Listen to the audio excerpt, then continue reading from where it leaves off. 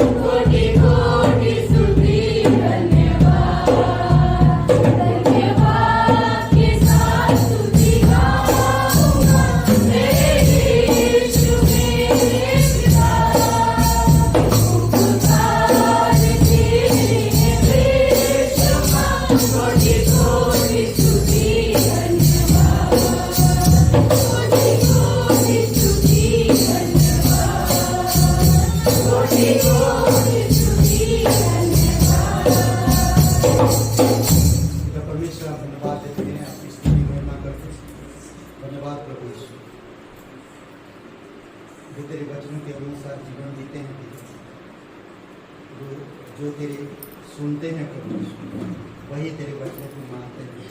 तेरी इच्छा अनुसार तो अगुवाई कर पिता सभा को तेरे चरणों पर रखते हो।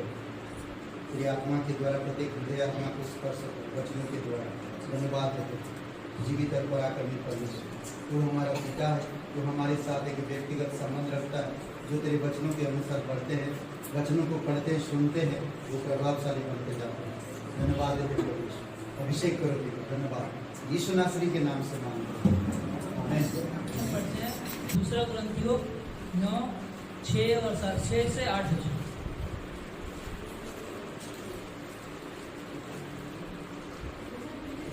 6 से 8, 9 का 6 से 8। जैसा इसमें लिखा है, परंतु बात यह है, जो थोड़ा बोता है वह थोड़ा काटेगा भी, और जो बहुत बोता है वह बहुत काटेगा। हर एक जन जैसा मन में ठाने वैसा ही दान करे, ना कोड़ के और ना दबाव से, क्योंकि परमेश्वर हट से देने वालों से प्रेम रखता है। परमेश्वर सब प्रकार का अनुग्रह तुम्हें बहुतायत से दे सकता है, जिससे हर बात में और हर समय सब कुछ जो तुम्हें आवश्यक हो तुम्हारे पास रहे, और हर एक भले काम के लिए तुम्हारे पास बहुत कुछ हो। तो परमेश्वर इन वचनों में जैसे बताता है कि हमें किस प्रकार से दान देना चाहिए परमेश्वर को। इसमें बोलता है जो थोड़ा बोलता है वह थोड़ा काटेगा, मतलब हम जितना देते हैं परमेश्वर हमें उतना और देता है। और जिस प्रकार से हमारा मन किस प्रकार से होना चाहिए, इसमें बताता है कि हमें कोड़ के, मतलब कोई दबाव से या फिर किसी मन में कोई शंका या कुछ हो तो उस प्रकार से नहीं देना चाहिए।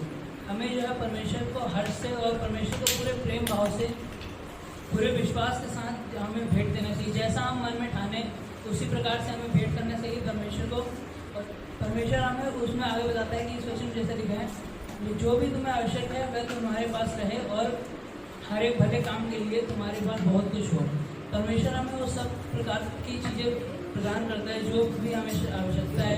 परमेश्वर सारी चीज़ें जानता है और परमेश्वर समझता है उन चीज़ों को। यदि हम दान देते हैं और परमेश्वर के वचन के द्वारा हम भेंट लाते हैं परमेश्वर के भवन में, तो परमेश्वर किसी भी प्रकार की हमें हानि नहीं होने देता। और परमेश्वर जैसा कि नीति वचन 3:9 में हम लोग पढ़ते हैं कि उस वचन में लिखा है कि अपनी सारी संपत्ति के द्वारा अपनी भूमि की पहली उपज लाकर परमेश्वर के भवन में देना, परमेश्वर के भवन में दे देकर उसे उस वचन में जैसे लिखा है कि परमेश्वर के भवन में हमें भेंट देना है। और जैसा कि उसमें हम लोग देखते हैं कि परमेश्वर को भेंट देना है और परमेश्वर की आज्ञा के अनुसार उसे हमें समझना है, और उस प्रकार जब हम देंगे तो परमेश्वर हमें बढ़ाएगा। प्रार्थना करते हैं, धन्यवाद देते हैं यीशु मसीह का परमेश्वर आज के दिन के समय के लिए। यीशु मसीह प्रार्थना करते हैं पिता, हमारे मन को यीशु मसीह आप जानते हैं। यीशु मसीह हम विश्वासपूर्वक पिता प्रेम भाव के साथ यीशु मसीह दान दे सके। यीशु मसीह हम पिता किसी भी प्रकार का कुड़ होकर या फिर पिता डर भाव से ना दे। यीशु मसीह मन में जैसे ठाने यीशु मसीह उसी प्रकार हम दे सके। यीशु मसीह अब हमें पिता जानते हैं। यीशु मसीह अब हमें समझाइए। यीशु मसीह प्रार्थना करते हैं पिता आगे के वचन को यीशु मसीह आगे के समय को पिता आपके चरणों में रखते हैं। धन्यवाद देते हैं यीशु मसीह के नाम से मांगते हैं, आमीन। जाते हैं मुश्किलों में, गिर जाते हैं छोटी बातों में, हार जाते हैं मुश्किलों में, अब टूटना ही होगा, कुछ करना ही होगा, अब टूटना ही होगा, कुछ करना ही होगा। कहता है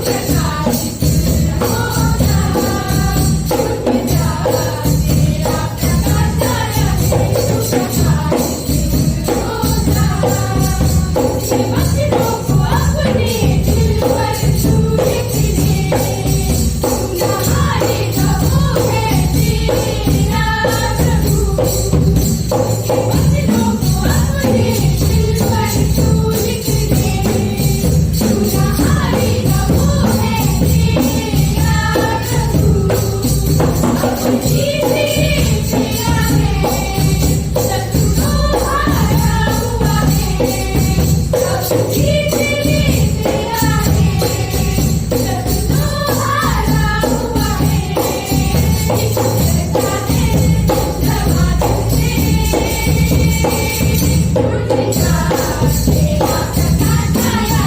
उठा तेरा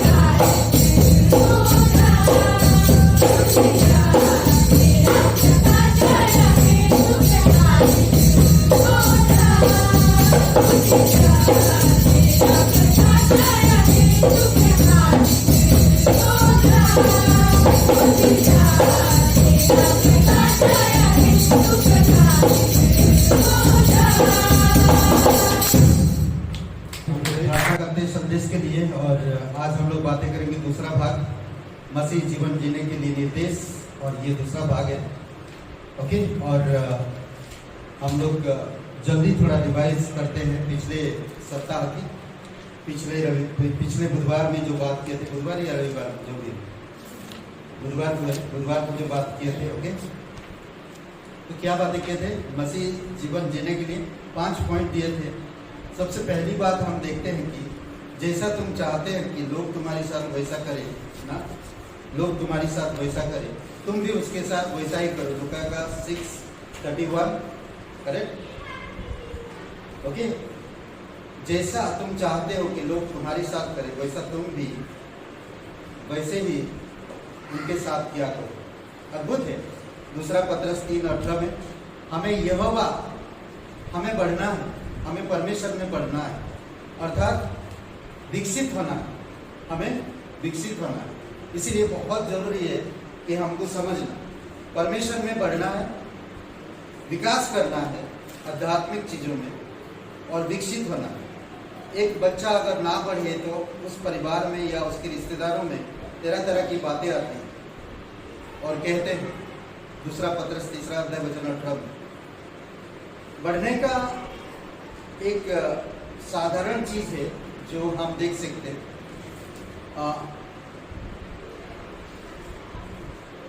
स्थिर विकास, धीरे धीरे वो बढ़ता, दृढ़ता से बढ़ता, निरंतर बढ़ोतरी और बुद्धि की वृद्धि पर ये लागू होता है। तो इसीलिए बहुत जरूरी है कि हम लोग को समझना कि किस तरह से हम बढ़ते हैं। धीरे धीरे बढ़ते हैं, वृद्धि के साथ बढ़ते हैं, निरंतर बढ़ते हैं। ये हम लोग पिछले हफ्ता बातें की। 5 पॉइंट कोई बता सकते हैं जो पिछले बुधवार को हम लोग बताए?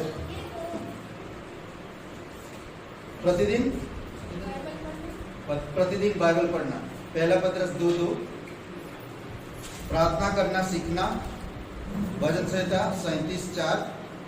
इसमें क्या कहता है कि परमेश्वर को परख कर देखो कि वो कितना भला है ना। हमें परखना है, हमें देखना है परमेश्वर कितना भला है। तीसरी बात क्या था? पवित्र आत्मा पर निर्भर होना। ओके, ये तीसरी बात था। रोमियो का 8वां अध्याय पूरा नियमित रूप से कलीसिया जाए, इब्रानी का 10:25। और आखिरी बात था गवाही देने वाले एक मसीह बने, मत्ती का 10:32। ये 5 बातें हम लोग पिछले हफ्ता देखे थे, मसीह जीवन जीने के लिए निर्देश। आज हम लोग देखेंगे और 5 बातें, मसीह जीवन जीने के लिए निर्देश। ओके, उसमें आइए उससे पहले हम लोग प्रार्थना करते हैं। पिता परमेश्वर, हम धन्यवाद देते हैं और एक शुभ अवसर आप हमें दिए।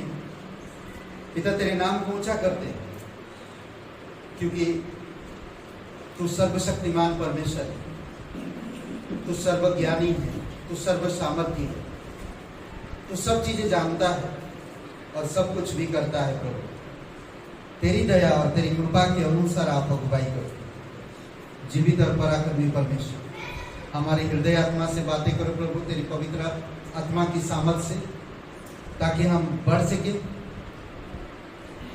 निरंतर बढ़ सके, बुद्धि में बढ़ सके, संगति में बढ़ सके, कलीसिया में बढ़ सके, पवित्र आत्मा तेरी इच्छा अनुसार बढ़ सके। आप हमारी मदद कीजिए पिता। धन्यवाद देते हैं, अभिषेक करो इस सभा को, तेरे चरणों पर रखते हैं। प्रार्थना प्रभु यीशु मसीह के नाम से मांगते हैं। ओके, आज हम दूसरी भाग कर रहे हैं, मसीह जीवन जीने के लिए निर्देश। ओके, आज उससे पहले हम लोग पिछले हफ्ते कई सारे उदाहरण दिए थे कि मसीह जीवन कैसा होना चाहिए। जो व्यक्ति आत्मा को जीतता वह कैसे है? वो एक बुद्धिमान की तरह है। करेक्ट, बुद्धिमान होता है जो आत्मा को जीतता है। और जो बहुतों को धर्मी बनाता है वो कैसा है? तारे की जैसा है ना, तारे की जैसा चमकता है, उसकी चमक हमेशा रहता है। और एक बातें बताए थे नमक के बारे में। नमक क्या करता है? आप जगत की नमक हो ना। नमक क्या करता है? दूसरों की प्यास बढ़ाता है ना। मैं खुद प्यासा होता हूं और फिर दूसरों की प्यास बढ़ाता है। आज हम लोग बातें करेंगे मसीह जीवन जीने के लिए निर्देश, और ये छोटवा पॉइंट होगा आज। आओ प्यार करें ना, आओ प्यार करें। पति पत्नी से प्यार करें, पति पत्नी दोनों परमेश्वर से प्यार करें। बच्चे माँ बाप से प्यार करें, माँ बाप बच्चों से प्यार करें। कौन सा प्यार? सांसारिक नहीं, आत्मिक प्यार जो चिरस्थायी, जो कभी समाप्त नहीं होता। प्यार सबसे पहले कदम उठाया जाता है, ये परमेश्वर का प्यार है। ठीक है, पढ़िए एक कुछ वचन पढ़िए। पहला यूहन्ना का 4 अध्याय 7 से 10 पढ़िए। पहला यूहन्ना का 4 अध्याय 7 से 10।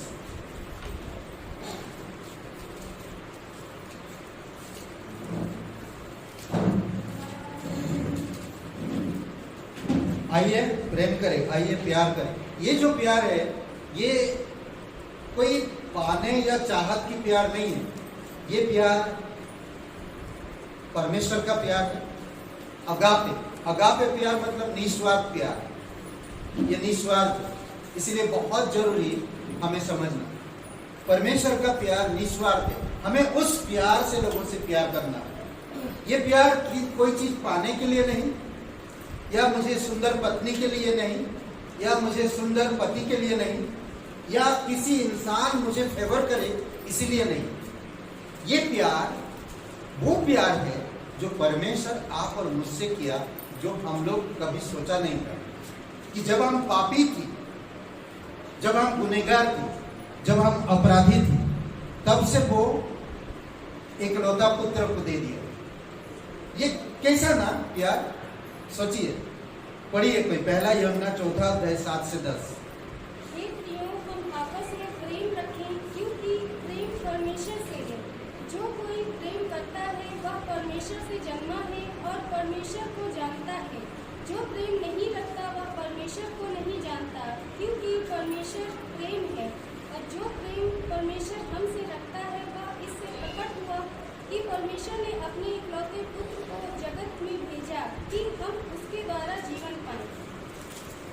10 तक हो गया? नहीं सर, प्रेम इसमें नहीं कि हमने परमेश्वर से प्रेम किया, पर इसमें है कि उसने हमसे प्रेम किया और हमारे पापों के लिए प्रायश्चित के लिए अपने पुत्र को भेजा। ओके, परमेश्वर ने जगत से प्रेम किया। यूहन्ना 3:16। अद्भुत बात है, परमेश्वर जगत से प्रेम किया। वो जानता है कि जगत पाप से भरा हुआ है। वो जानता है कि हर एक इंसान पापी है। यूहन्ना 3 अध्याय वचन 23 में वो जानता है कि हर एक इंसान पाप से भरे हुए हैं और उसके महिमा से दूर है। वो जानता है कि हर एक इंसान मृत्यु के मार्ग पर, मौत की रास्ते में, वो जानता है। इसीलिए वो प्रेम किया। वो प्रेम आपसे कुछ पाने के लिए नहीं, आपको मुझे उसने इसलिए बनाया था कि हम उसकी महिमा करें, पर पाप के कारण हम उसकी महिमा से दूर है। पाप के कारण हम उसकी महिमा से दूर है। प्रेम परमेश्वर से है। प्रेम करना तो हम जानते नहीं। आज संसार का प्रेम कैसे? स्वार्थ है ना, स्वार्थ है। परमेश्वर के बिना जो प्रेम है वो स्वार्थ है और स्वार्थी है। इसीलिए आपको मुझे समझ, इसीलिए आपको मुझे जानना, आपस में जो प्रेम करता है, एक दूसरे से जो प्रेम करता है, वो परमेश्वर को जानता है और परमेश्वर से प्यार करता है। कैसर आपस में प्रेम करने से मैं परमेश्वर से प्रेम करता हूं। बहुत सारे लोग कहते हैं कि मैं परमेश्वर से प्रेम करता हूं, परंतु आपस में प्रेम नहीं करता।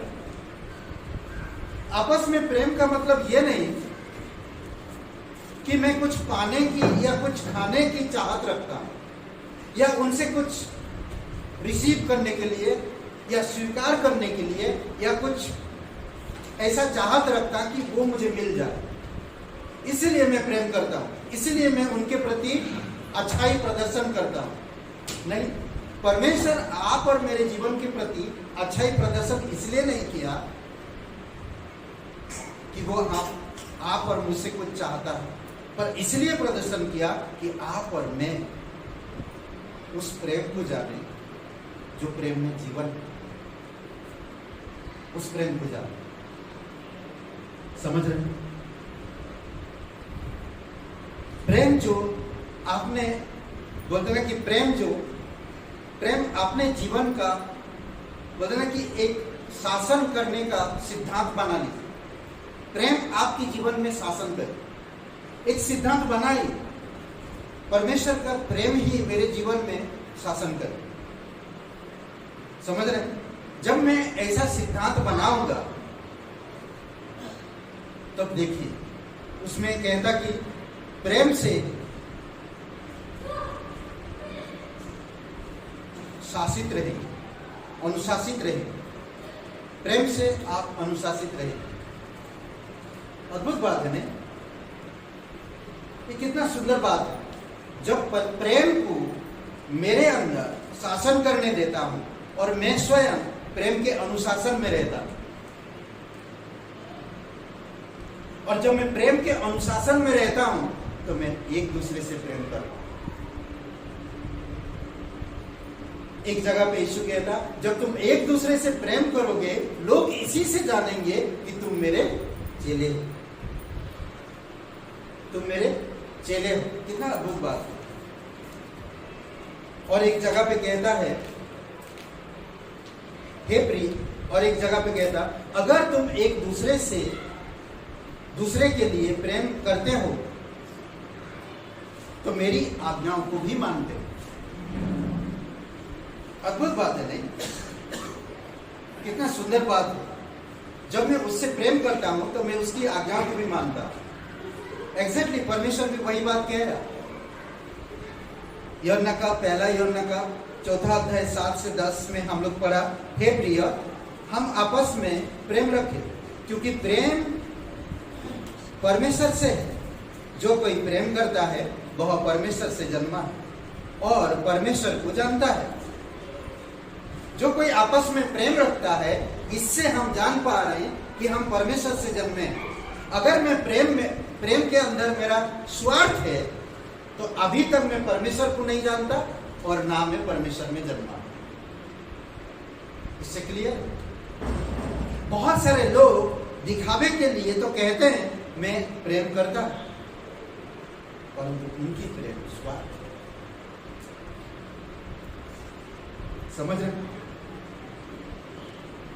जो कोई प्रेम करता वह परमेश्वर से जन्मा और परमेश्वर को जानता है। जो प्रेम नहीं रखता है वह परमेश्वर को नहीं जानता, क्योंकि परमेश्वर प्रेम है। प्रेम परमेश्वर नहीं है। संसार का सिद्धांत, संसार का नैतिक विचारधाराएं, संसार की जो ज्ञान है वो अलग है, और परमेश्वर का जो प्यार है वो अलग है। इसीलिए आपको मुझे समझना है, इसीलिए आपको मुझे जानना है। समझ रहे? इसीलिए समझने की हमें कोशिश करना कि परमेश्वर का प्यार कितना गहरा है। समझ रहे? बहुत सारे इस प्यार को परिभाषा दिया बहुत सारे लोग। परमेश्वर का प्यार कहने की गहराई मापा नहीं जा सकती। परमेश्वर के प्यार की चौड़ाई समझ नहीं सकते। परमेश्वर का प्यार हर एक गुनाह को ढांक लेता। अद्भुत है ना ये प्यार। आज हम अपने बच्चों को, अपने परिवारों को, अपने रिश्तेदारों को, अपने मित्रजनों को माफ नहीं कर पाते, तो फिर कौन सा प्यार करते हैं हम? कौन सा प्यार करते हैं? कैसा प्यार करते हैं? सोचिए, प्यार माफी कर देता, माफ कर देता। ये परमेश्वर का प्यार अद्भुत बात कहता है।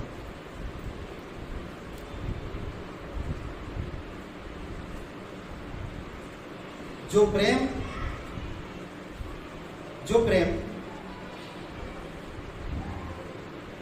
परमेश्वर हमसे रखता है, वह इससे प्रकट हुआ कि परमेश्वर ने अपने इकलौते पुत्र को दे दिया। कभी आपने प्रेम किया, किसी को कोई चीज दिया है जो उसके बारे में कभी सोचा भी नहीं आप? सोचिए कि परमेश्वर ने हम पापियों से ऐसा प्रेम किया, अपने पुत्र को दे दिया। इससे प्रकट होता कि परमेश्वर कितना प्रेम किया। हम लोग कहते हैं प्रेम करते हैं, परंतु वो लोग अगर कुछ कहते हैं हम उनकी बातों को इनकार कर देते हैं। तो कैसे प्रेम है? कैसे प्रेम है? हम उसके द्वारा जीवन पाए, ताकि हम उसके द्वारा जीवन पाए। प्रेम इसमें नहीं कि प्रेम इसमें नहीं कि हमने परमेश्वर से प्रेम किया, पर इसमें है कि उसने हमसे प्रेम किया। पर इसमें है कि उसने हमसे प्रेम किया और हमारे पापों की प्रायश्चित के लिए अपने पुत्र को भेज दिया। सोचिए, प्रेम इसमें है कि उसने ऐसा प्रेम किया कि उसका पुत्र दे दिया, ताकि आप और मैं पापों से प्रायश्चित कर सके। ऐसा कभी आपने किया किसी? हम लोग कई बार कहते हैं कि हम परमेश्वर बहुत प्यार करते हैं। परमेश्वर खुद कहता है, हे सुन, कल जो तुम्हारे साथ लड़ाई हो गया उसे माफ कर दे। मैं नहीं कर सकता परमेश्वर, ये मुझसे नहीं हो पाएगा। कैसा है ना? तो फिर तुम कैसा प्यार करता मुझे?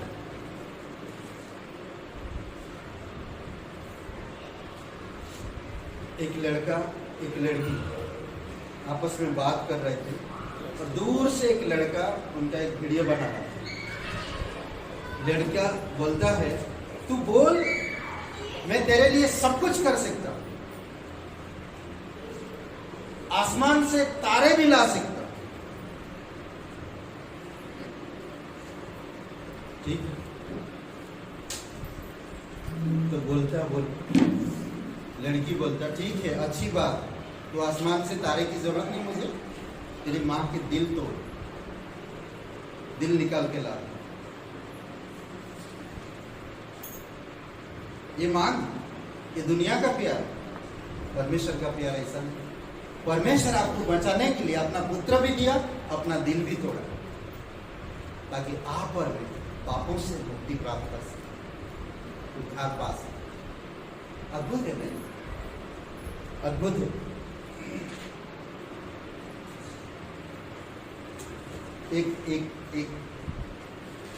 एक लड़का,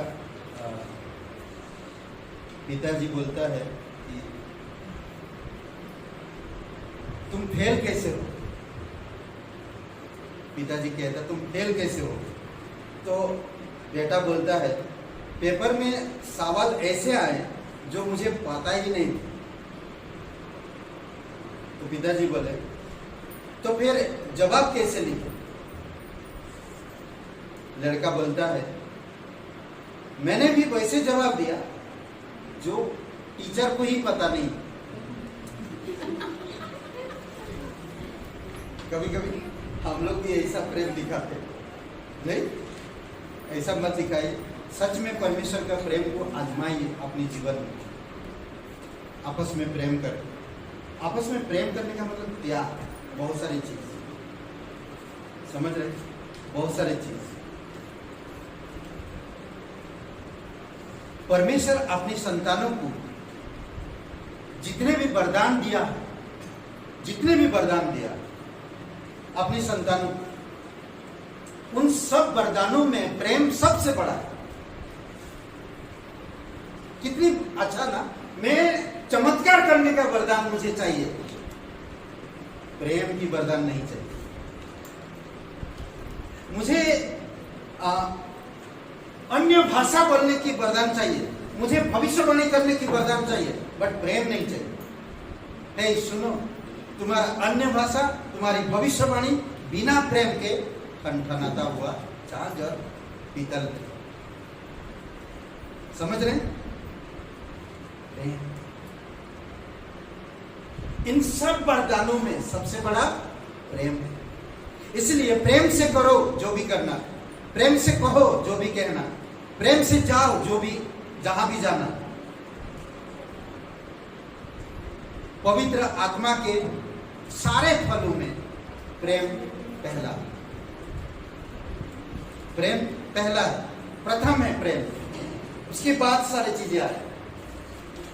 पवित्र आत्मा का फल प्रेम ना, मेल, शांति, धीरज, कृपा, भलाई, विश्वास, नम्रता, संयम, ये सबसे पहला प्रेम। यीशु के पीछे चलने वाले एक दूसरे से प्रेम करना चाहिए। हर एक इंसान जो यीशु के पीछे चलते हैं या यीशु से उद्धारकर्ता के रूप में स्वीकार कर, तो एक दूसरे से प्रेम करना चाहिए। हमें जिस क्षण मसीह को स्वीकार किया या यीशु के पास आते हैं, उसी क्षण वह हमें अलौकिक प्रेम का वरदान दे दिया। जिस समय हम यीशु को स्वीकार किया, उसी समय से हमारे अंदर पवित्र आत्मा की सामर्थ से हमारे अंदर प्रेम का वरदान या प्रेम डाल दिया। अब आपको उस प्रेम को विकसित करना, इसीलिए कहता आओ आपस में प्रेम करें। अद्भुत है।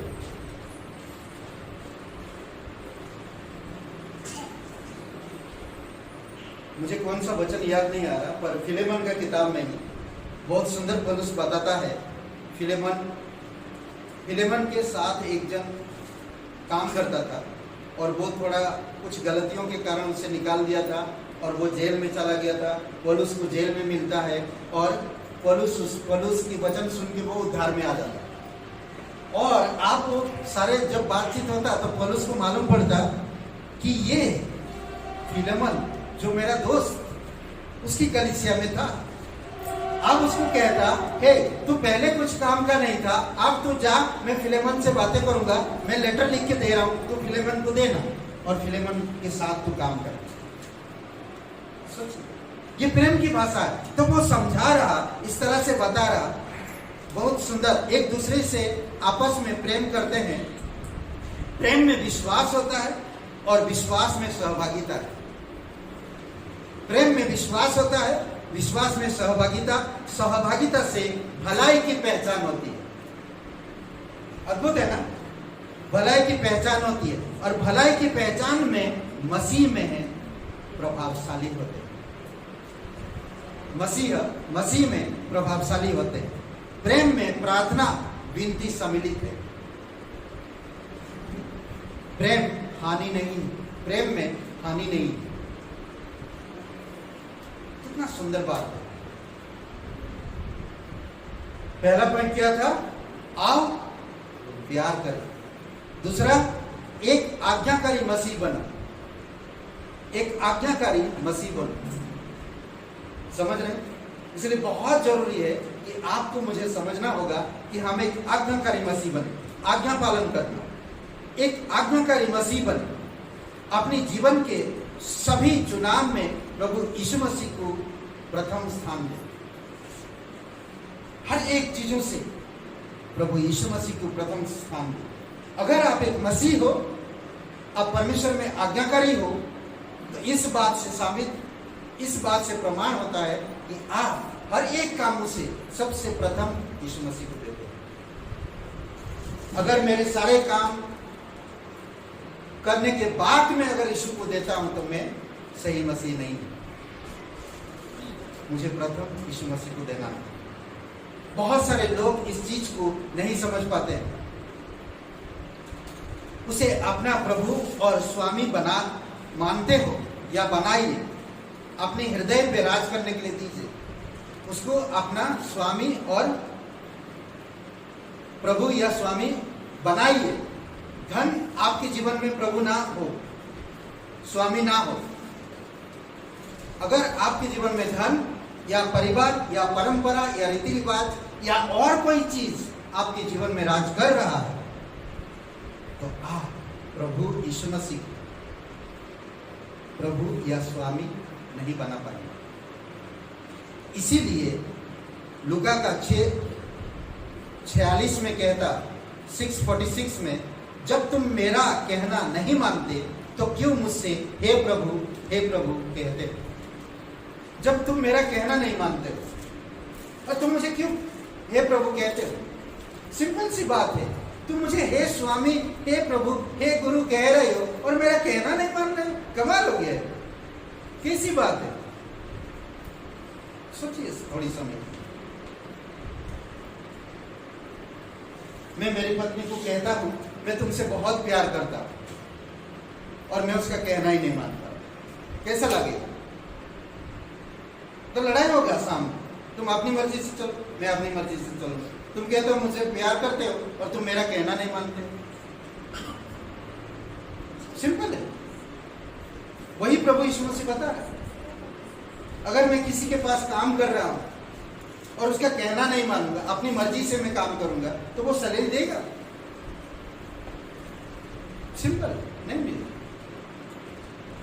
वो निकाल भी सकता है, पर धन्यवाद परमेश्वर दयालु, वो निकालेगा ना। समझाता हम, सिखा रहा हूं, तुम मुझे हे प्रभु कहते हो और मेरे कहना नहीं मानते। जो मेरे पास आता और मेरी सुनता और मानता है, वह चट्टान पर अपनी मकान बना। वो चट्टान कौन है? यीशु मसीह। अपनी मसीह जीवन को कहां बना रहा? चट्टान पर। समझ रहे हैं? यूहन्ना 15:10, यदि हम यीशु के आज्ञा को मानेंगे तो उसके प्रेम में बने रहेंगे। अगर आज्ञाओं को मानेंगे तो उसकी प्रेम में बने रहेंगे। वचन 12 में कहता, यीशु का आज्ञा है क्या? यीशु का आज्ञा क्या है? ऊपर का पॉइंट मैंने क्या बताया? ऊपर का पॉइंट क्या बताया?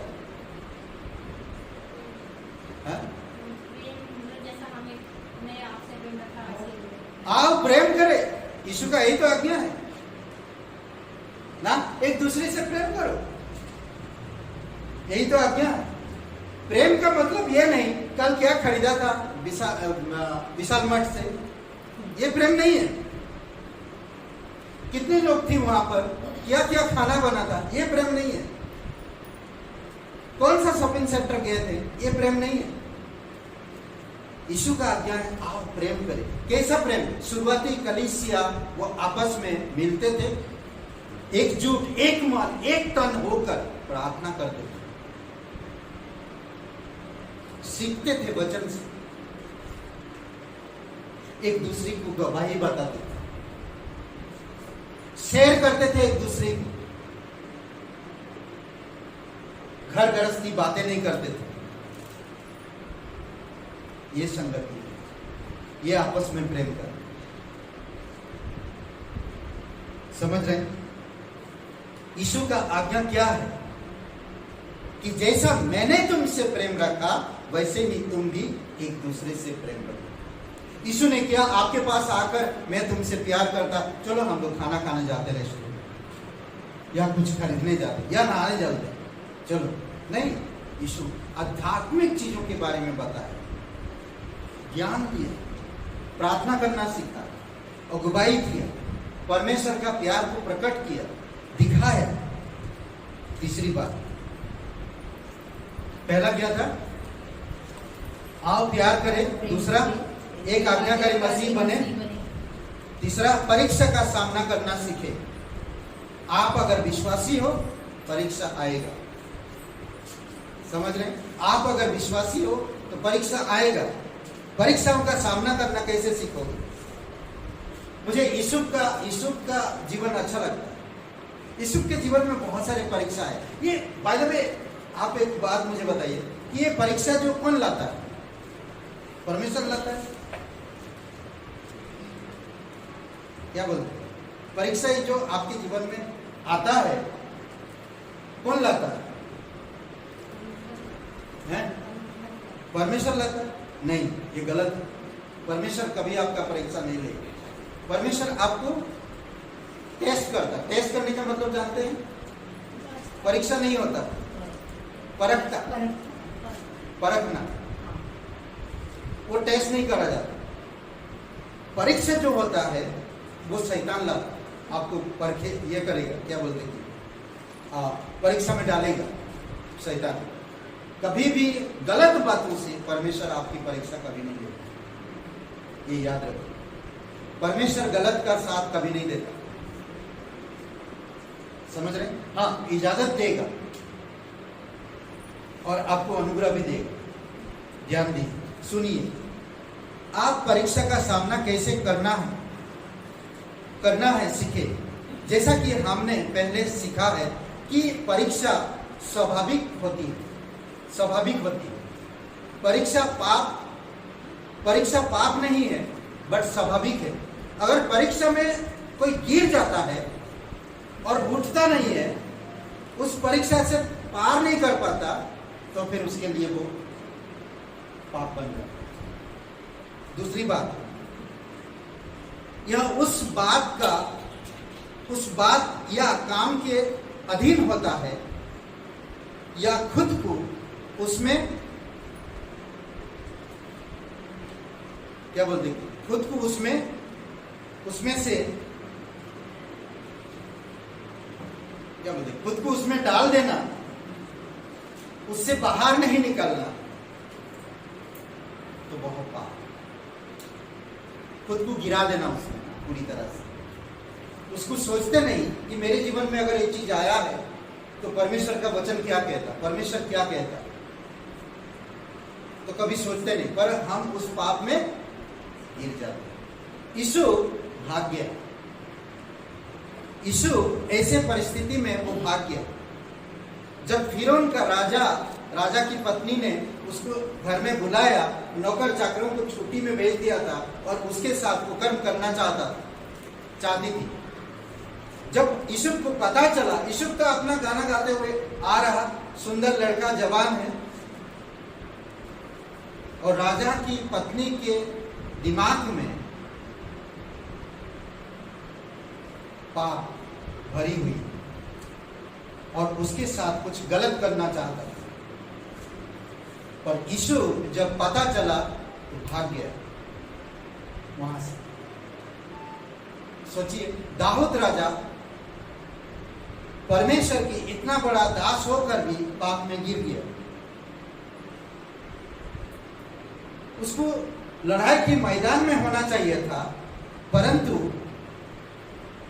सब राजा, सैनिक सब युद्ध के मैदान में है, उसको भी वहीं पर होना चाहिए था। परमेश्वर की ये आज्ञा था, पर वो वहां नहीं था, अपनी टेरेस पे घूम रहा था और अपनी नजर एक झोपड़ियों में गया। वहां पर एक औरत नहा रही, उसको देखकर वो उस पाप में गिरा। सोचिए, तब परमेश्वर का वचन आया और वो पापी तू है।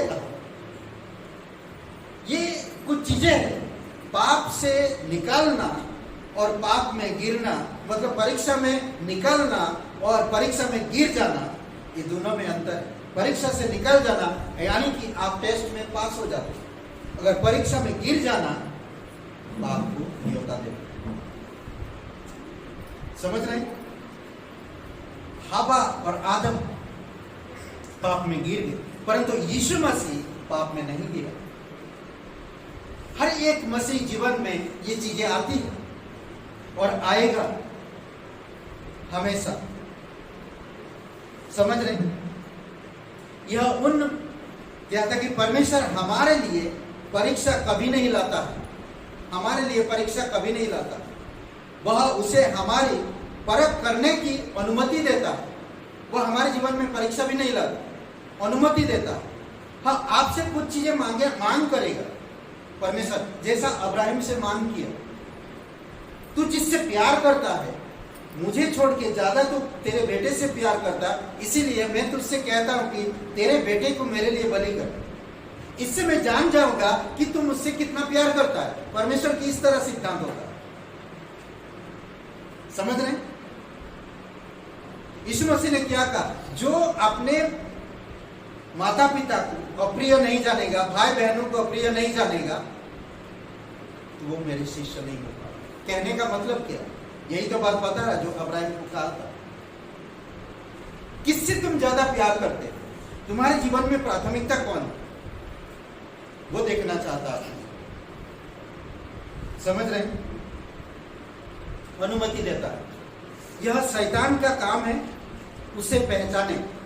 हमेशा शैतान आपके जीवन में परीक्षा लाता है, क्योंकि आप परमेश्वर की संतान हो, आपके पास बाइबल है, इसीलिए वो परीक्षाएं लाता है। समझ रहे? परमेश्वर की संतान, इसीलिए आपके पास बाइबल है। इसीलिए बाइबल में उसे परखने वाला कहा गया। वो परखना चाहता परमेश्वर की कितना प्यार है आप परमेश्वर से आप कितना प्यार करते और परमेश्वर आपसे कितना प्यार करते। बोले ना, कभी कभी हम स्वस्थ जीवन है, अच्छा खासा चल रहा है, तो शैतान जाकर परमेश्वर से कहेगा, हाँ आपने सब आशीष दिया इसीलिए तो आप अच्छा चल रहे। जैसे आयुब के जीवन में कहा। सोचिए, आपके जीवन मेरे जीवन में भी ऐसा ही होता है। वह हमेशा जब ऐसे परिस्थितियां आता है तो यीशु मसीह ने क्या किया? 3 बार वचन का प्रयोग किया। शैतान भी 3 बार वचन का प्रयोग किया। अंत में क्या हुआ? किसके जीत हुई? यीशु मसीह। शैतान का क्या हुआ? भाग गया।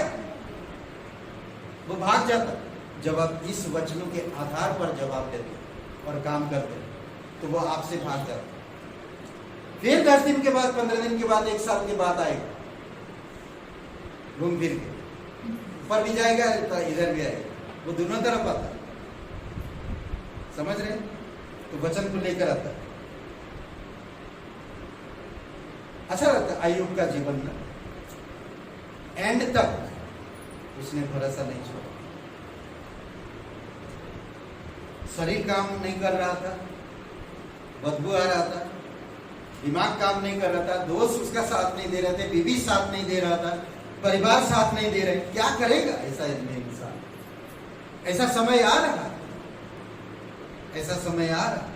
अब महामारी तो होंगे ही, उसके साथ साथ भूकंप होंगे, उसके साथ साथ राज्य पर लड़ाइयां होंगी, उसके साथ साथ धर्म के ऊपर ज्यादातर हो। तुम किस धर्म के हो? तब आप क्या बोलो? मैं तो भाई हिंदू धर्म का। आएगा ऐसा सब, आ रहा, तब आप क्या करोगे? आप क्यों? आने वाले समय परीक्षा बड़े भाई शैतान कर रहा का। इसीलिए कह रहे कि वह हमेशा भागेगा जब आप परमेश्वर के वचन का सामना करें, क्योंकि वह परमेश्वर के वचन का सामना नहीं कर सकता। कौन? शैतान। कभी भी नहीं।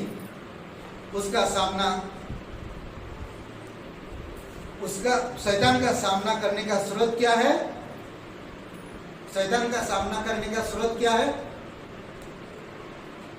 परमेश्वर का वचन। समझ रहे? शैतान का सामना करने का स्रोत क्या है? परमेश्वर का वचन से सामना करो, भाग जाएगा। 9वां पॉइंट, एक संपूर्ण मसीह बने, पूर्ण भरा हुआ। आप संपूर्ण कार्यों पर विश्वास करते हो, आप पूर्ण बाइबल पर विश्वास करते हो, आप त्रिएक परमेश्वर विश्वास करते हो, आपके अंदर पवित्र आत्मा है, आपको एक कलीसिया दिया गया, आपके पास पास्टर टीचर है, आपको सुसमाचार मिला गया। आप इन सब चीजों से भरोसा करते क्या नहीं? हाथ ऊपर करें। कितने लोग करते हैं? अच्छा, 1-2 लोग नहीं करते। ओके, भरोसा करते आप, करेक्ट? तो आप संपूर्ण मसीह बने, पूर्ण ना संपूर्ण। वह संसार से मित्रता नहीं करता जो संपूर्ण मसीह बनता। संसार से मित्रता नहीं कर सकता। संसार में बहुत सारी चीजें हैं, रीति रिवाज, परंपराएं, भेदभाव, ये सब चीजों में नहीं पड़ता वो इंसान परमेश्वर की वचन में खुशी होता, क्योंकि उसको पता है कि संसार में मित्रता परमेश्वर के साथ बैरी, दुश्मनी मोड़ लेती, उसको पता है। इसलिए वो संसार की कोई भी चीजों को महत्व नहीं देता। पर आपको मुझे महत्व देना चाहिए, बट परमेश्वर से ज्यादा नहीं, क्योंकि अभी कुछ चीजों में महत्व देना चाहिए, क्योंकि कभी कभी कुछ चीजें जरूरत पड़ती है।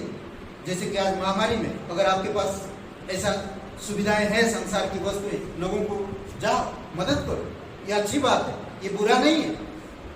बट परमेश्वर को छोड़ के अगर उनकी मदद ज्यादा करेंगे तो उल्टा होगा। समझ रहे? नैतिक विचारधाराओं में जीना अच्छी बात है, रहना चाहिए, संसार में अच्छाई करना चाहिए, हमारी समाज में अच्छी चीजों को करना चाहिए, अच्छी बात है। बट परमेश्वर से ज्यादा उन चीजों को अच्छा, ज्यादा उन महत्व या अहमियत नहीं देना चाहिए। समझ रहे? दूसरी बात, याकूब का 4 अध्याय 4-5 ओके।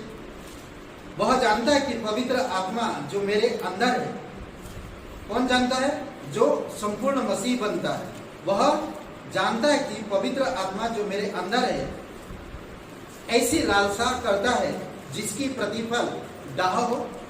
ऐसा लालसा करेगा जिसकी प्रतिफल दाह होगा। बहुत सारे लोग आज सेवकाई कर रहे हैं, पता है अपना नाम बड़ा नहीं, अपनी कंपनी का नाम बड़ा नहीं, बहुत सारे लोग हेल्प कर रहे हैं। देखेंगे टीवी में आए ना, हमने इतना एम्बुलेंस भेजा, ऑक्सीजन का इतना भेजा, ये कर रहे हैं, सब नाम बड़ा नहीं, उनके अंदर स्वार्थ, ऐसा नहीं बनना चाहिए। संपूर्ण मसीह वो कभी टीवी में नहीं आए, वो कभी दिखावा नहीं करते, वो सेवकाई कर रहे, वो मदद कर रहे, पर नाम नहीं चाहते। परमेश्वर ने क्या कहा? अगर तुम करना चाहते, तुम्हारी दायां हाथ करे तो बाएं हाथ को पता ना चले। समझ रहे?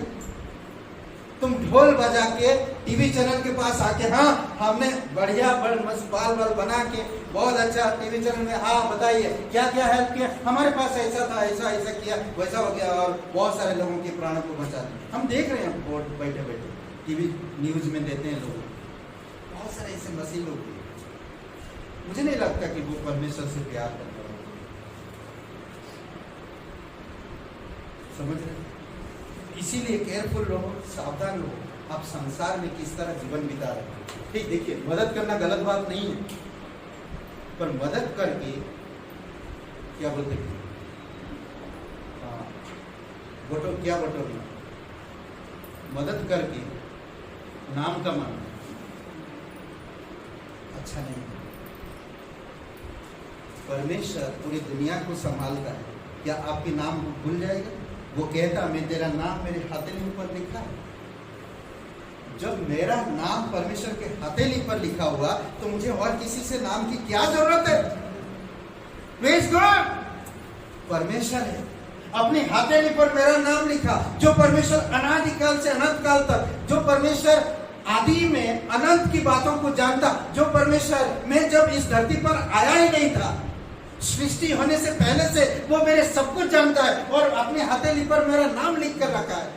तो मैं उस परमेश्वर को छोड़कर ये भौतिक संसार में जो आज है कल टूट जाएगा, खत्म हो जाएगा, इस पर मैं भरोसा करूं? बहुत सारे लोग करते हैं, यानी संसार में महामारी वाला संसार। केयरफुल रहो, सावधान रहो, परमेश्वर को ऊंचा करो अपने जीवन में। आगे कहता, आप एक संपूर्ण मसीह बने। यह नहीं, यह सही कहा गया है कि कुछ मसीही लोग इतने अधिक ईश्वरीय धारणा करते हैं, हाँ, और इतना ईश्वरीय धारणा वाले दिखते हैं उनमें कोई सांसारिक अच्छाई भी नहीं दिखाई देता। इतनी मसीह है वो लोग, पर कोई सांसारिक अच्छी चीज उनमें दिखता भी नहीं। तो कैसा लगता है ऐसे लोगों को? समझ में आ रहा कुछ जो मैं बोल रहा हूँ? मैं बहुत अच्छा मसीह हूं, पर मैं कभी किसी की मदद ही नहीं करता। कैसा मसीह होगा? समाज में रह रहे कुछ लोगों के साथ अच्छे वार्तालाप करो, समाज में मिलजुल के काम करो, कुछ चीजें करो, वो भी नहीं दिखता। समझ रहे? तो कैसे मसीह होगा? किसी से बात नहीं कर, बगल वाले से कोस रहे क्योंकि वो देवी देवता पूजा पाठ करते इसलिए कोस रहे, नहीं मदद करेंगे उनको। अरे कैसे मसीह हो भाई? ऐसा ईश्वर ने कभी किया? आप जितने भी अच्छा मसीह धारणा दिखाए या ईश्वरीय दिखाएं, बट लोगों से अगर आप नफरत कर रहे तो मैं पहले पॉइंट में कहा था, तो आप परमेश्वर से प्यार नहीं कर रहे। समझ रहे? तो इसीलिए बहुत जरूरी है कि आपको मुझे बाइबल पाप से अलगाव की शिक्षा देता है। करेक्ट? बाइबल पाप से हमें अलगाव की शिक्षा देता है। अलग रहो, पाप से दूर रहो, बुराई से दूर रहो। बाइबल यह नहीं कहती कि हमें विशिष्ट अथवा अस्वाभाविक होना चाहिए। अस्वाभाविक मतलब कि एक जानवर की तरह नहीं बनना ना। जानवर कभी देखता है किसी को भी उड़ा लेता है, औरत हो या आदमी, शेख मारा तो खत्म। वो देखेगा नहीं ये आदमी ये ताकतवर है या ये औरत, नहीं जानता। सबको वैसे नहीं होना, अस्वाभाविक नहीं होना। हम स्वभाव में भी थोड़ा उस प्रकार की बने। समझ रहे? अगर मैं परमेश्वर से प्यार कर रहा हूँ, पाप से दूर रह रहा हूँ और मैं बाइबल पढ़ रहा और स्वभाव से किसी को मददगार भी नहीं, वचन नहीं सुना रहा हूँ, मेल मिलाप नहीं रख रहा हूँ, बातचीत नहीं कर रहा हूँ, तो फिर मैं कैसा मसीह? संपूर्ण जीवन नहीं हो सकता। हम देखें, मैं मेरे पास्टर को मैंने देखा है कि कैसे भी जगह पहुंच जाए, कैसे भी लोग हो, हाथ फादर हाय भाई कैसे हो, हिंदी भी नहीं आती, पहले एक स्माइल लेते और फिर बात करो। लेडीज से स्माइल करो, मालूम पड़े कोई आदमी को स्माइल कर दिया आपके पीछे पड़ जाएगा, संभाल करो। ये सब चीजें संसार है, बहुत खतरनाक है। हाँ, तो इसलिए केयरफुल होगा। प्रचार करते ना, देखें हम, मैंने पास्टर के जीवन को देखा कि वो कहीं पर खड़े हो गए सिग्नल में, वहाँ पर एक व्यक्ति बगल में खड़ा हो गया, तो हम बोलते हाय कैसे, जेब में पर्चा रखा, हे हे हे, ये परमेश्वर आपसे बहुत प्यार करता है, टेक दिस, सिग्नल चलना निकल। क्या दिया? प्रेम दिया, स्माइल ना, वो इंसान भूलेगा। तो ये होता स्वाभाविक नहीं होना चाहिए। हमें पवित्र धारणा, शुद्ध देह, पवित्र धारणा शुद्ध देह वाले और उदार होना चाहिए। हमारे जीवन में उदारता होना चाहिए। हमारे जीवन है, जीवन हमारे जीवन और बाहरी रंग रूप को सुसमाचार की सराहना करनी चाहिए। मेरे जो जीवन है उस जीवन की बाहरी रूप में भी सुसमाचार के जरिया मैं लोगों को दिखा दूं कि मैं कैसा हूं। करेक्ट? अगर मैं एक मसीह हूं और किसी से नफरत कर रहा हूं और नफरत वाली बातें कर रहा हूं या कट्टरपंथी जैसा बातें कर रहा हूं, तो ये अच्छी बात नहीं है। एक मसीह जीवन एक प्रेम भरा जीवन है, एक प्रेम भरा जीवन है, और वो दूसरे का प्राण को जीतने के लिए हमेशा तत्पर रहता है, और वो हमेशा परमेश्वर के शुभ संदेश को लोगों तक कैसा भी हो पहुंचाने के लिए हमेशा तैयार है। समझ रहे? वो संपूर्ण जीवन सारा रूढ़िवादी नहीं होना। सुसमाचार की सराहना करना चाहिए या उसे दूसरों के लिए आकर्षित करना बनना चाहिए? मुझे लोग आकर्षित हो, ऐसा नहीं बनना चाहिए। संसार में मुझे लोग आकर्षित हो, ऐसा नहीं बनना चाहिए। आखिरी पॉइंट, लास्ट पॉइंट, अपनी परिस्थितियों का सामना करते हुए जिए। अपनी परिस्थितियों का सामना करते हुए जिए।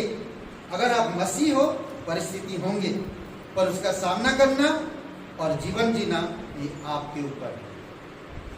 समझ रहे हैं? बाइबल में ऐसे बहुत सारे उदाहरण हैं जो हम देख सकते हैं। नूह, जब परमेश्वर ने उसको काम दिया तो वो काम चालू किया। सोचिए कि 120 साल तक उसने नाव बनाया।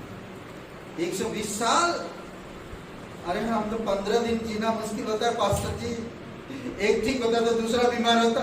आज कलीसिया जाते तो कल कलीसिया जाने के लिए पैसा नहीं होता। घर में आज तेल है तो कल आटा नहीं है, क्या करे?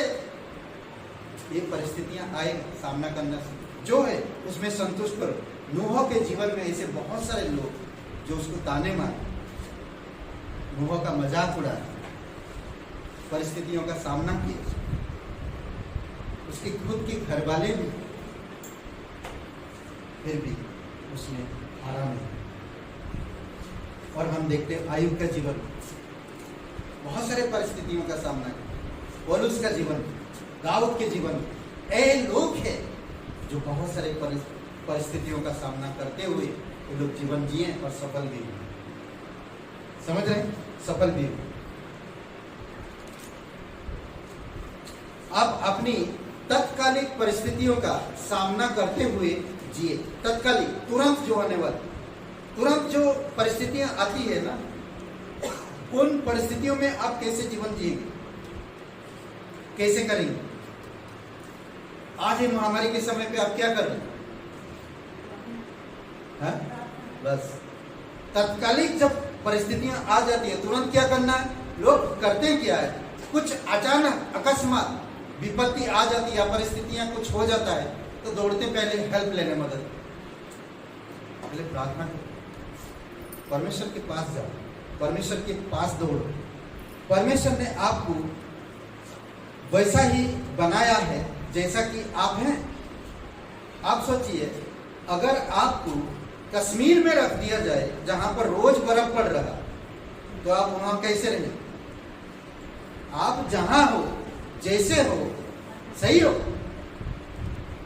मैं देख रहा था, ज्योग्राफी नेशनल चैनल बहुत बातें करता हूँ, वहां पर एक यहाँ की जो गाय है और जो जहां पर हमेशा बर्फ, इतनी बर्फ पड़ती, वहां की गाय में बहुत अंतर है। मैं वो देख रहा हूँ कि यहाँ की गाय को अगर वहां पर छोड़ दे तो 1 मिनट में वो मर जाए। वो देख रहा था।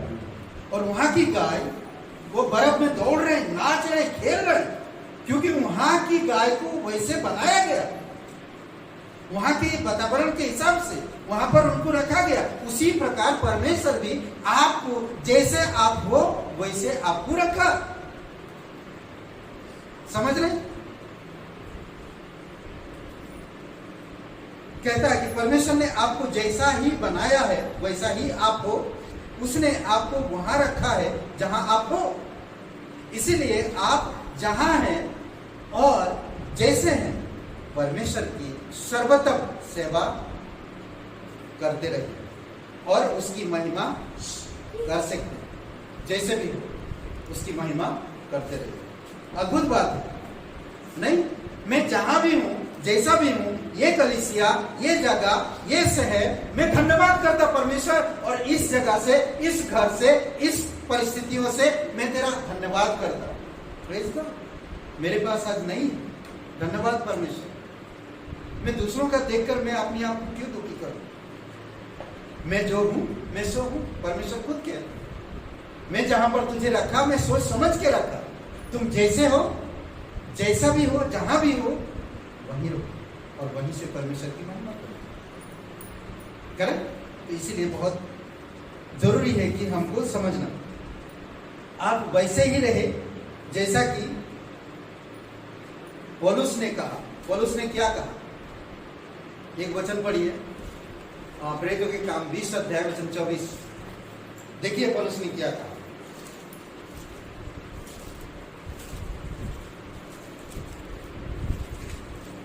मैं अपने प्राण को कुछ नहीं समझता। आज महामारी में बच रहे हैं लोग, बचना है। वाह, अरे मरना कैसे भी करोगे, हवा इधर से भी आ सकता है, इधर से भी आ सकता है। आप कभी मुंह में बांधो या ना बांधो, मरना तो मरना ही है कभी।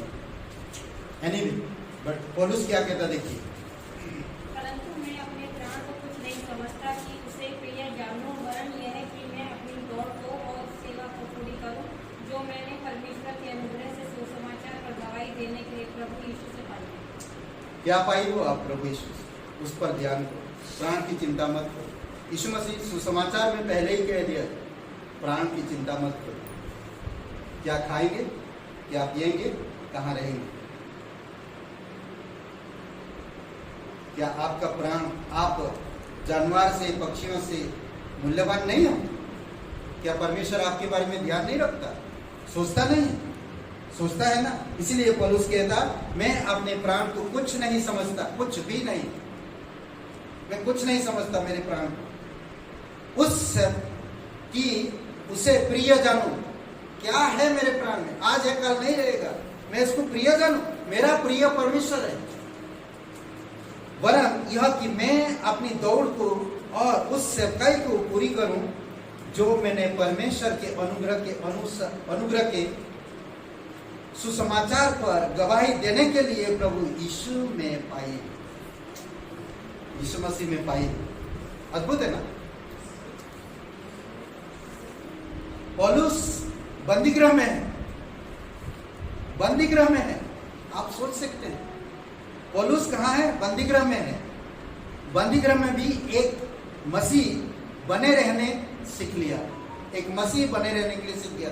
आज मैंने बहुत सारे लोगों को देखा, अरे पास्टर जी ये हो रहा, अरे पास्टर जी वो हो रहा, अरे पास्टर जी वो नहीं हो पा रहा, अरे पास्टर जी कुछ नहीं कर पा रहे, अरे पास्टर जी कभी ऐसा हो रहा।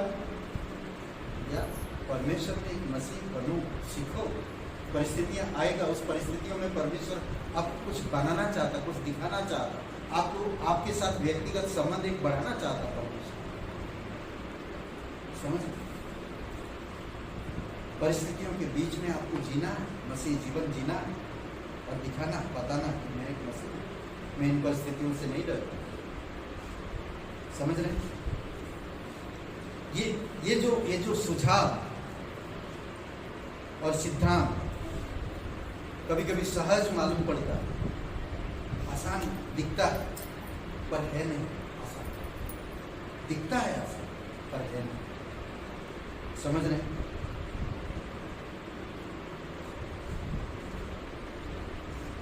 उन्हें रखे, परमेश्वर की निर्देश जो दिया उनको रखो अपने जीवन में। कितने निर्देश होते? 10। ये निर्देश को अपने जीवन में रखो और लाभ प्राप्त करो।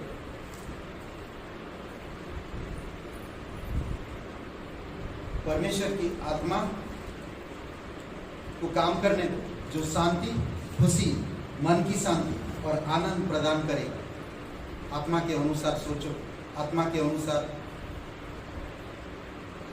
मेल मिलाप, संगति, पढ़ना, ये सारी चीजें आत्मा के अनुसार करो। आत्मा के अनुसार करोगे तो देह के कामों को, क्रियाओं को मार पाओगे। समझ रहे? आप संतुष्टि के साथ जीवन जीने के रहस्य को समझ भी पाएंगे और खोएंगे नहीं। समझ रहे? तो इसीलिए परमेश्वर की आत्मा के अनुसार जीवन जीना हमारे लिए बहुत महत्वपूर्ण है। कौन सी 5 चीजें हैं? आओ प्रेम करें। दूसरा, एक आज्ञाकारी मसीह बनो। दूसरा, तीसरा, परीक्षा का सामना करना सीखो। है? परीक्षा का सामना करना सीखो। परीक्षाओं का सामना करना सीखो। परीक्षा का सामना करना सीखो। छठवां, सातवां, एक संपूर्ण मसीह बनो। एक संपूर्ण मसीह बनो। 10वां है, 9वां है, 10वां, अपनी परिस्थितियों का सामना करते हुए जियो। अपनी परिस्थितियों का सामना करते हुए जियो। जियो। दो मन रखो। परिस्थितियां जब आएगा तो दो मन मत बना, होगा क्या नहीं, होगा क्या नहीं। चलो मैं ये करता हूँ, 10 करता हूँ, होगा तो शैतान का, नहीं, परमेश्वर का नहीं होगा तो शैतान होगा, तो टस मत करो परिस्थिति, समझ रहे, टस मत करो, भरोसा रखो परमेश्वर ने आपको बुलाया, परमेश्वर जानता है, वो संतुष्टि आनंद परिस्थितियों को संभालेगा। आइए प्रार्थना करें। पवित्र महान और सर्वशक्तिमान परमेश्वर पिता, दयालु और कृपालु परमेश्वर, धन्यवाद हो। यहाँ पर कोई भाई बहन है, आप इस संदेश को सुने, मसीह जीवन जीने के लिए निर्देश 10 निर्देश दिए गए, 2 पार्ट में बांटे गए। अगर आप YouTube में भी सुन रहे हैं तो दोनों पार्ट को सुनिए और समझिए। परमेश्वर आपसे प्यार करता है, परमेश्वर आपको जानता है, परमेश्वर की इच्छा अनुसार आप जीवन जीने के लिए प्रयास करें। धन्यवाद है। अगर कोई भाई बहन पहले कभी विश्वास नहीं किए, कलीसिया में आप आए हैं या YouTube में सुन रहे हैं, तो आप पहले कभी विश्वास नहीं किए, आज आप विश्वास कर सकते हैं। यीशु मसीह आपसे प्यार करता है, आपके लिए क्रूस पर जीवन दिया, आपके पापों का दंड अपने ऊपर लेकर क्रूस पर दंडित हुआ, कब्र में गया और तीसरे दिन मरे हुए से जी उठा। अगर आप विश्वास करना चाहते हैं, इस दंड से बचना चाहते हैं, नया जीवन प्राप्त करना चाहते हैं, अनंत जीवन को पाना चाहते हैं, तो आज आपको छोटा सा हृदय से, मन से यीशु पर विश्वास करना होगा। अगर आप विश्वास करते हैं तो आज आप अभी इसी समय परमेश्वर का संतान कहलाएं। अगर आप परमेश्वर का संतान कहलाना चाहते हैं, परमेश्वर का शांति, प्रेम, आनंद, अनंत जीवन पाना चाहते हैं, परमेश्वर के परिवार में शामिल होना चाहते हैं, परमेश्वर की खुशी और संतुष्टि को पाना चाहते हैं, तो आज आप अभी इसी समय अपने पापों को, अपनी गुनाहों को मानकर परमेश्वर पर विश्वास करके आप उसके परिवार में आ सकते हैं। अगर आप विश्वास करना चाहते हैं तो मेरे साथ ये प्रार्थना को करिए। कहिए, हे यीशु, मैं जानता हूँ मैं एक पापी इंसान, मैं खुद को नहीं बचा सकता, मैं धन्यवाद करता हूँ तू मेरे अपराधों के कारण, गुनाहों के कारण क्रूस पर बलिदान हो, मेरा सारा दंड अपने ऊपर लेकर तो दंडित हुआ। हे यीशु, मुझे माफ कर दीजिए, मेरे हृदय में आए, मुझे नया जीवन दीजिए। मैं तन मन से, संपूर्ण हृदय से बलिदान पर, गाड़े जाने पर, जी उठने पर मैं विश्वास करता हूँ तू पवित्र परमेश्वर एकलौता पुत्र यीशु नासरी मेरा मुक्तिदाता, यीशु के नाम से, आमीन। अगर आप आज ये प्रार्थना किए हैं तो आज आप परमेश्वर का संतान हो। और आपको एक बात हम कहना चाहते हैं कि अगर आप बाइबल आसपास नहीं है तो आप अपनी मोबाइल फ़ोन पर, स्मार्टफोन पर आप पवित्र बाइबल ऐप डाउनलोड कर सकते हैं और रोज बाइबल पढ़ सकते हैं। और हमारी चैनल को सब्सक्राइब करिए और लाइक करिए और आप शेयर भी करिए, और वचन आपको आते रहेगा और नया नया सुनते रहेगा। धन्यवाद। आप सभी लोगों को आशीष मिले। आमीन।